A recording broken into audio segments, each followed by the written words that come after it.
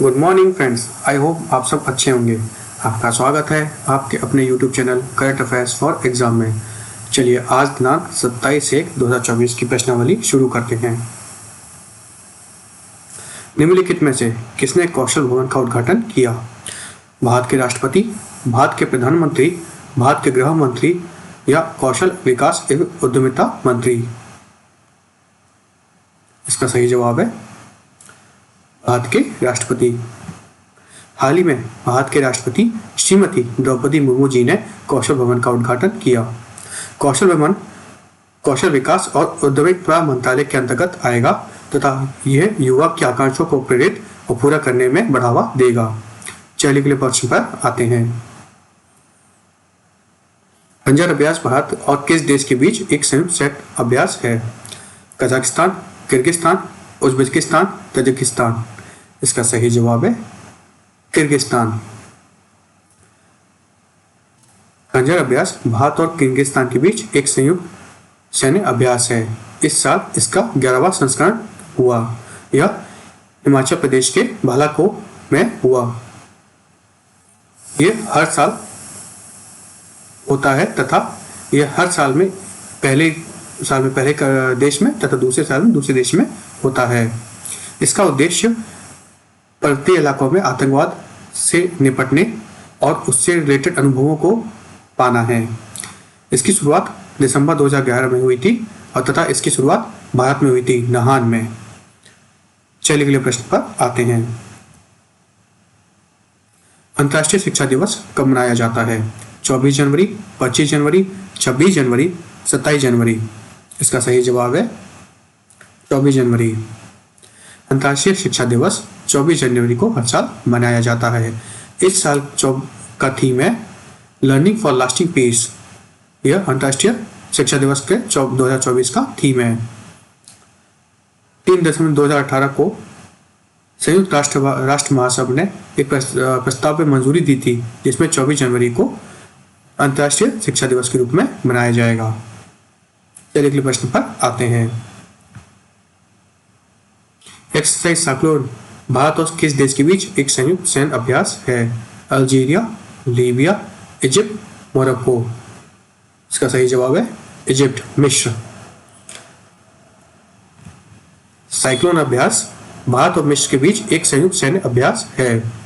यह इस साल इजिप्ट के अंसाशा शहर में हुआ। इस साल इस अभ्यास का दूसरा संस्करण था। पहली बार यह अभ्यास पिछले साल हुआ था तथा यह भारत के राजस्थान जैसलमेर में हुआ था। इस अभ्यास का उद्देश्य दोनों देशों के बीच रक्षा सहयोग को मजबूत करना और रेगिस्तान इलाके में विशेष बलों के पेशेवर कौशल और अंतर संचालनीयता को साझा करके ध्यान केंद्रित करना है। चलिए अगले प्रश्न पर आते हैं।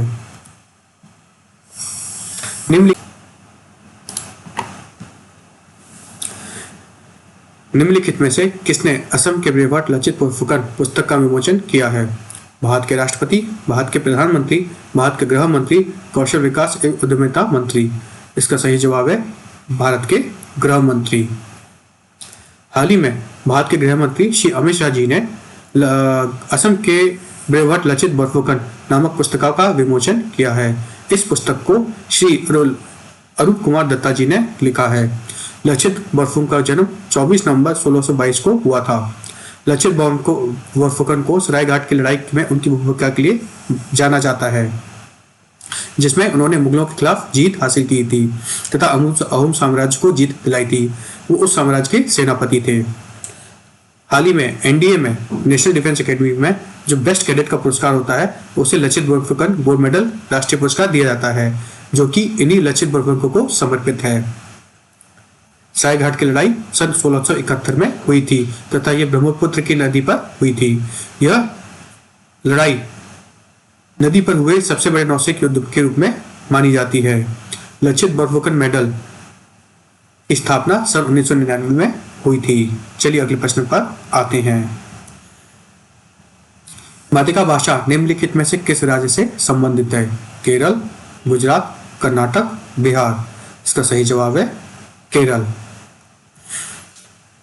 मातिका भाषा केरल से संबंधित है। यह तेलुगु, तुलु, कन्नड़ तथा मलयालम भाषाओं का मिश्रण है तथा इसकी कोई भी लिपि नहीं है। यह भाषा मुख्यतः रूप से चालुक्य समुदाय बोलती है तथा यह भाषा विलुप्त होने की कगार पर है, जिस कारण से यह समुदाय इस भाषा को बचाने में अपनी पुरजोर कोशिश कर रहा है। यह हव्यानका कन्नड़ से प्रभावित है। चलिए अगले प्रश्न पर आते हैं। निम्नलिखित में से किस देश में दुनिया का सबसे ऊंचा राम मंदिर बनाया जाएगा? USA, Australia, UK, Canada. इसका सही जवाब है ऑस्ट्रेलिया। ऑस्ट्रेलिया के पर्थ शहर में दुनिया का सबसे बड़ा राम मंदिर बनाया जाएगा। उक्त मंदिर की ऊंचाई 721 फीट होगी तथा इसे बनाने में 600 करोड़ रुपए का खर्चा आएगा। चलिए अगले प्रश्न पर आते हैं। स्क्रब टाइफस निम्नलिखित में से किससे संबंधित है? यह एक वृक्ष का प्रकार है, यह एक पशु का प्रकार है, यह एक जलवायु का प्रकार है, यह एक रोग का प्रकार है। इसका सही जवाब है यह एक रोग का प्रकार है। स्क्रब टाइफस बैक्टीरिया होता है ओरेंटिनिया, उससे यह फैलता है। यह माइट्स के द्वारा भी फैलाया जाता है। इसमें फीवर, हेडेक, बॉडी एक तथा रैशेस आते हैं। यह ज़्यादातर ठंडे मौसम में फैलता है। यह एक व्यक्ति से दूसरे व्यक्ति के थ्रू नहीं फैलता है तथा इसकी कोई भी वैक्सीन नहीं है। चलिए प्रश्न पर आते हैं। हाल ही में डेजर्ट फेस्टिवल का आयोजन निम्नलिखित में से किस स्थान पर किया गया था? बीकानेर, अनूपगढ़, अलवर, जैसलमेर। इसका सही जवाब है जैसलमेर।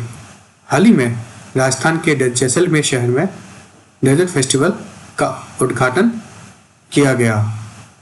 चलिए अगले प्रश्न पर आते हैं। निम्नलिखित में से किस देश ने हाल ही में टोमाहाक मिसाइल खरीदने के लिए संयुक्त राज्य अमेरिका के साथ एक समझौते पर हस्ताक्षर किए हैं?